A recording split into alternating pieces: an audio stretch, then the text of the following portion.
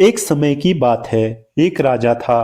उसकी चार पत्नियां थी, जो एक से बढ़कर एक सुंदर और गुणों में निपुण थी। राजा उन चारों से प्यार करता था, परंतु उसे अपनी चौथी पत्नी सबसे प्रिय थी।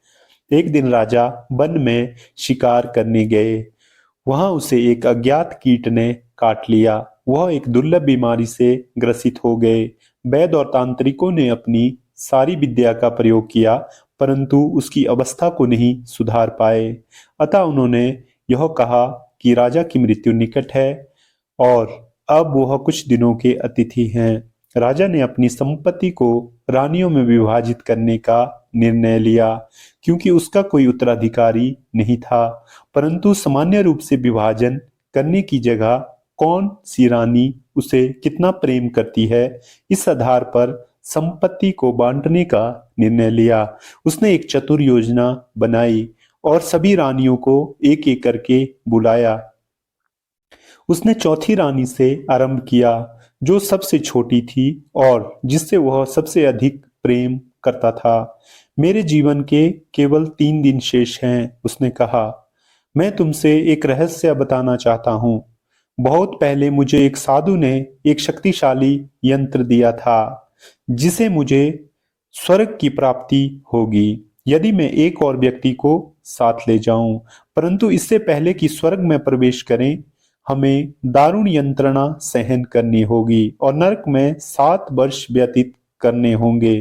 क्योंकि हम एक दूसरों से सर्वाधिक प्रेम करते हैं, इसलिए मैंने यह निश्चय किया है कि मैं तुम्हें अपने साथ आने का अवसर प्रदान करूंगा।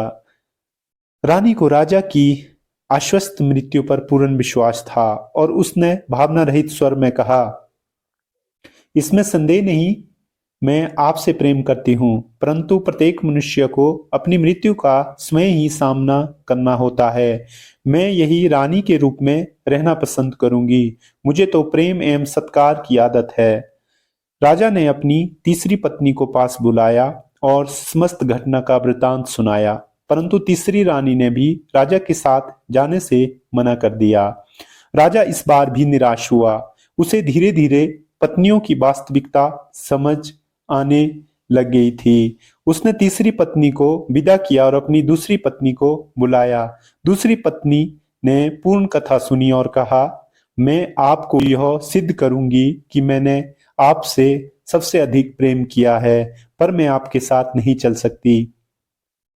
राजा उसे भी विदा करके चला गया और अपनी पहली पत्नी को बुलाया, जो सबसे व्यस्क थी और जिस पर राजा सबसे कम समय और स्नेह दिया करता था।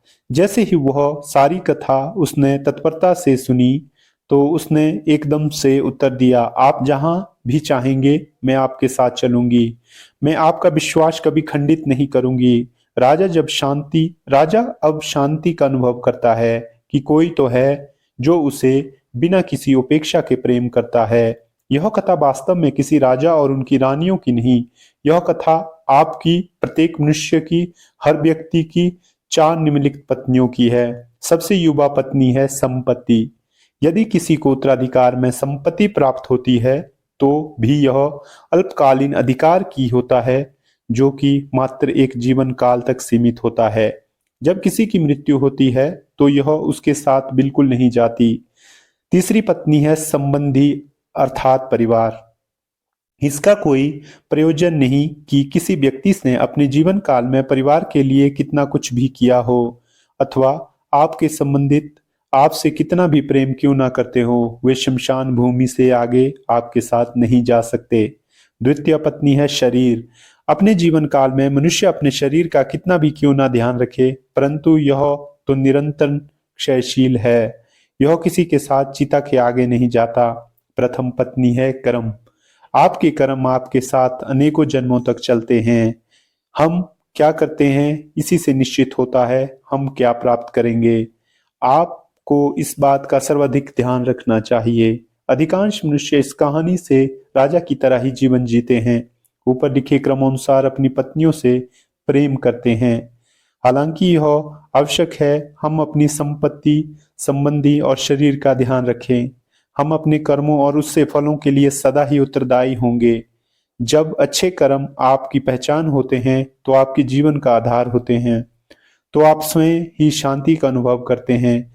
एक स्वस्थ शरीर भी महत्वपूर्ण है, क्योंकि जब आप शारीरिक रूप से सबल होंगे तभी आप अपना ध्यान रख सकते हैं और अपना उत्तरदायित्व निभा सकते हैं। धन्यवाद।